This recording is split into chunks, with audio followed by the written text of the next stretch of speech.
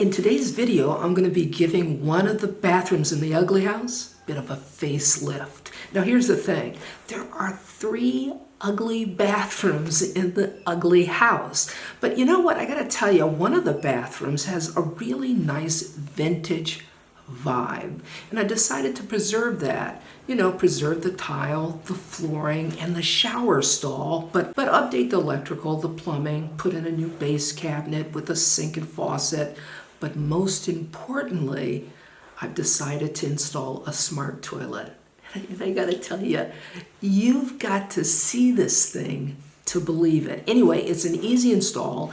I'm gonna take you along with me. We're gonna install it together. You're gonna be really surprised at how easy these smart toilets go in. Coming up next. Now, even though the toilet is a simple install, there's nothing simple about this toilet. I gotta tell you, the features are remarkable. Let me show you some of the features and some of the things that smart toilet can do. The toilet is equipped with a bidet, which you can control by way of a remote, which allows you to control the temperature of the water, the temperature of a blower. It has a fan. You can control the pressure of the water, you can flush the toilet, and you can even direct the water flow of the bidet. You don't even have to use the remote because there's a sensor in the seat that once you get up, the toilet flushes on its own after just a few seconds. And there's also a toe kick button located at the base of the toilet that allows you to lift the lid or lift the seat just by kicking the button. And there's another feature I just love. The seat is heated. So if it's a cold night, you don't have to worry about sitting down on an ice cold seat.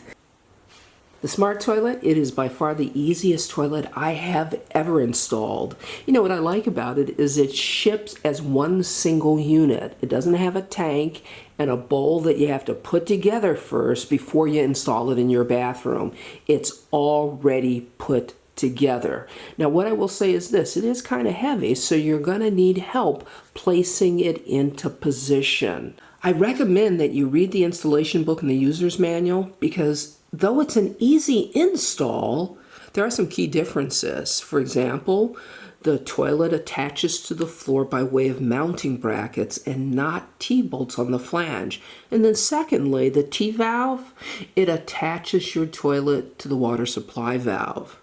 Now beyond that, you're going to want to know some of the features that, well, makes this smart toilet so smart. And you're going to find that in the user's manual section.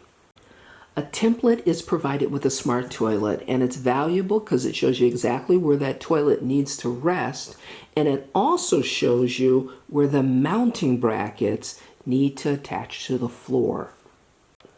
The toilet, it comes with a wax ring, the necessary hardware, and a flange. Now my flange was in good shape, so I didn't need one. However, if your flange is damaged or it's a new install and you don't have a flange, well, it's been provided.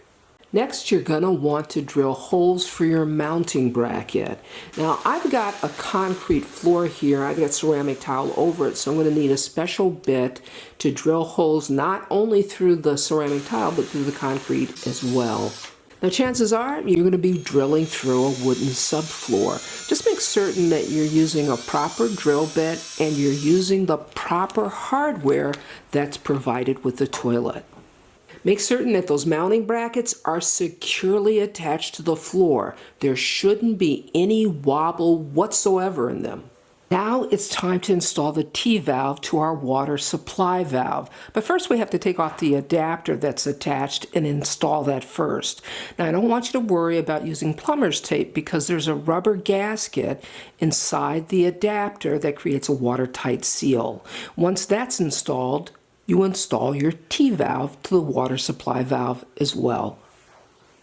Now it's time to attach our hoses to the T-valve, and the hoses are located inside the toilet compartment in the rear. Now the first hose that we're going to attach is the flush water hose. We're going to attach that to the T-valve and tighten it. We're going to do the same with the clean water hose. We'll attach that to the T-valve as well and tighten that one.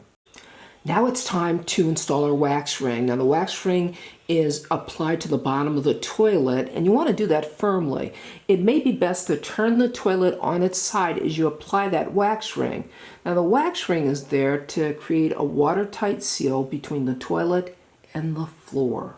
Once your wax ring is installed, it's time to take the toilet and slowly lower it in place. Once it's firmly seated, you'll want to take the bolts that are provided and you want to insert them on the side of the toilet. You'll see two small openings there, and that gets threaded into the mounting brackets. Tighten it up and then cap it off. Now the only thing left to do is to plug it in.